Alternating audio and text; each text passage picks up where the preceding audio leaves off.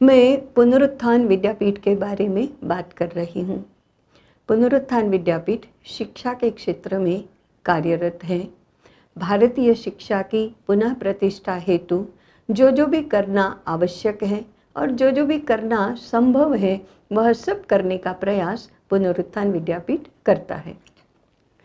शासन मान्यता से पुनरुत्थान विद्यापीठ नहीं चलता है, इसलिए शासन द्वारा मान्यता प्राप्त और शासन के व्यवस्था के अनुसार चलने वाला कोई भी शिक्षा का क्षेत्र हम नहीं चलाते हैं।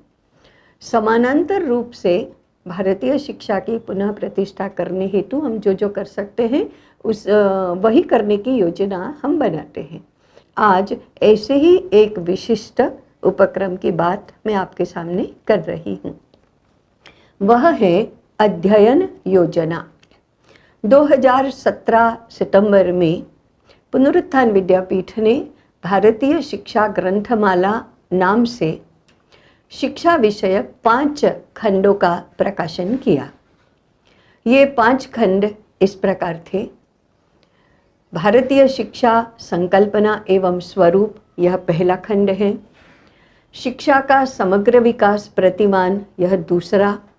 भारतीय शिक्षा के व्यावहारिक आयाम, यह तीसरा। पश्चिमीकरण से भारतीय शिक्षा की मुक्ति, यह चौथा।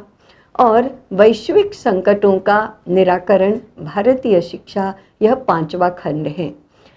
इन शीर्षकों से ही ज्ञात होता है कि शिक्षा विषयक सभी आयामों की चर्चा इन ग्रंथों में हुई है। सभी आयामों का समावेश इन ग्रंथों में हुआ है। पुनरुत्थान विद्यापीठ की भूमिका यह है कि केवल ग्रंथों का निर्माण करना और ग्रंथों का प्रकाशन करना और उनका विक्रय करना, इतने मात्र से शिक्षा की प्रतिष्ठा नहीं होती। प्रकाशन से भी अधिक महत्वपूर्ण है उसका अध्ययन। इसलिए पुनरुत्थान विद्यापीठ ने इन ग्रंथों के अध्ययन की योजना बनाई है और देश भर के जिज्ञासु लोगों को इस योजना में जुड़ने के लिए आह्वान किया है।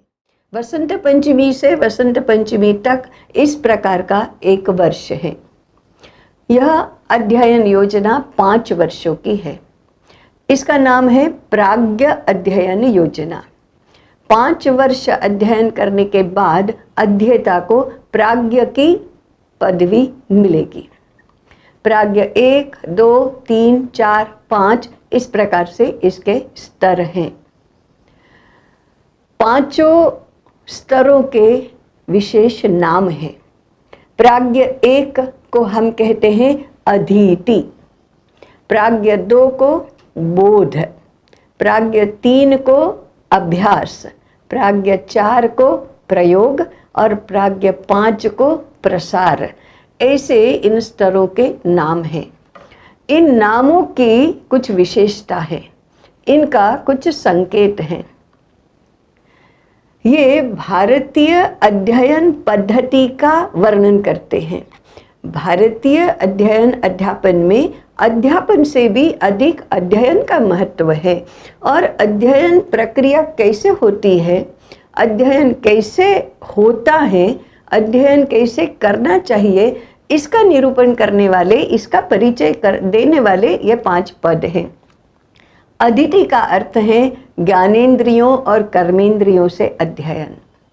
बोध का अर्थ है अंतःकरण से अध्ययन।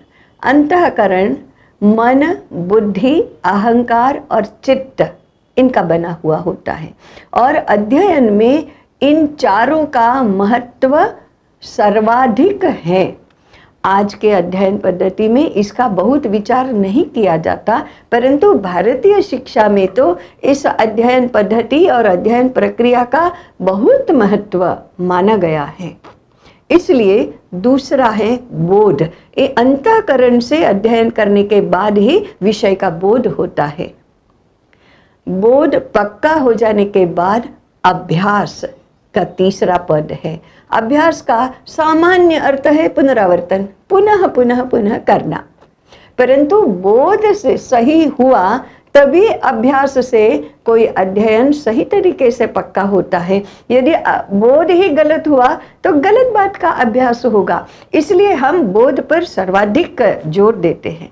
बोध के बाद अभ्यास, अभ्यास के बाद हमारे दैनंदिन जीवन व्यवहार में और संपूर्ण समाज व्यवस्था में हम जिस प्रकार से पेश आते हैं उसमें परिवर्तन आना चाहिए, उसमें हमारा अध्ययन दिखना चाहिए। इसलिए चौथा पद है प्रयोग। अगर हमारे दैनंदिन जीवन का वह हिस्सा नहीं बना हमारा अध्ययन, तो फिर तो उसका कोई अर्थ नहीं है। इसलिए चौथा महत्वपूर्ण पद है प्रयोग का। और प्रयोग में आने के बाद हमारे अध्ययन का समाज को उपयोग होना चाहिए, समाज में इसका लाभ दिखना चाहिए। हमारा अध्ययन केवल हमारे लिए नहीं है, वह समाज के लिए है, राष्ट्र के लिए है। इसलिए पांचवा पद प्रसार है। इन पांचों स्तर पर इस ग्रंथमाला के 5 खंडों का अध्ययन होगा, ऐसी यह अध्ययन योजना है। हम इसे प्राज्ञ अध्ययन योजना भी कह सकते हैं। 5 पदों के लिए 5 वर्षों की योजना तो हुई, परंतु यह जरूरी नहीं है कि किसी को 5 वर्ष ही लगेंगे। कोई अगर बहुत ही अच्छा अध्येता है और एकाग्र चित्त से मनोयोग पूर्वक यदि अध्ययन करता है तो हो सकता है 2 वर्ष में पूरा करे, 4 वर्ष में पूरा करे। और कोई यदि इतना एकाग्र चित्त नहीं होता है या इतनी तत्परता से अध्ययन नहीं करता है तो 5 वर्ष के स्थान पर 10 वर्ष भी लगेंगे। ऐसे हमने इसको लचीला भी बनाया है। ये प्राज्ञ का अध्ययन पूर्ण करने के बाद जो प्राज्ञ की पदवी मिलेगी, उसके बाद कोई भी व्यक्ति पुनरुत्थान विद्यापीठ का आचार्य बन सकता है। माने अध्यापन के लिए अब वह अपनी योजना भी बना सकता है। ऐसा इसका महत्व है। ये केवल युवाओं के लिए है ऐसा नहीं है, कोई भी जिज्ञासु और तत्पर व्यक्ति इसमें सहभागी हो सकता है। इस प्रकार 25 वर्ष से लेकर 80 वर्ष की आयु तक के सारे अध्येता इसमें जुड़े हैं। इनमें कॉलेज के प्रिंसिपल, विश्वविद्यालय में अध्यापन कर रहे प्राध्यापक, डॉक्टर्स, इंजीनियर्स, व्यापारी, उद्योजक, शिक्षक, गृहिणी, ऐसे सर्व प्रकार के अध्येता इसमें जुड़े हैं। इसमें परीक्षा का अपना एक स्वरूप होता है। हम तांत्रिक और यांत्रिक पद्धति से बिल्कुल ही नहीं जाते। उदाहरण के लिए प्राज्ञ 2 माने जिन्होंने गत 1 वर्ष का अध्ययन पूर्ण किया और बोध का अध्ययन जो कर रहे हैं, उसमें जुड़े हुए सभी अध्येताओं के लिए स्वतंत्र प्रश्न पत्र है। अभी अपना अपना स्वतंत्र प्रश्न पत्र है। उनकी मानसिक, बौद्धिक और व्यावहारिक पृष्ठभूमि के आधार पर यह प्रश्न पत्र बनता है। इस प्रकार से हम शिक्षा की पद्धति, शिक्षा का स्वरूप, शिक्षा का विषय वस्तु, अध्ययन की फलश्रुति आदि सबको लेकर भारतीय सिद्धांत हैं, उन्हीं को मूर्त रूप देना चाहते हैं।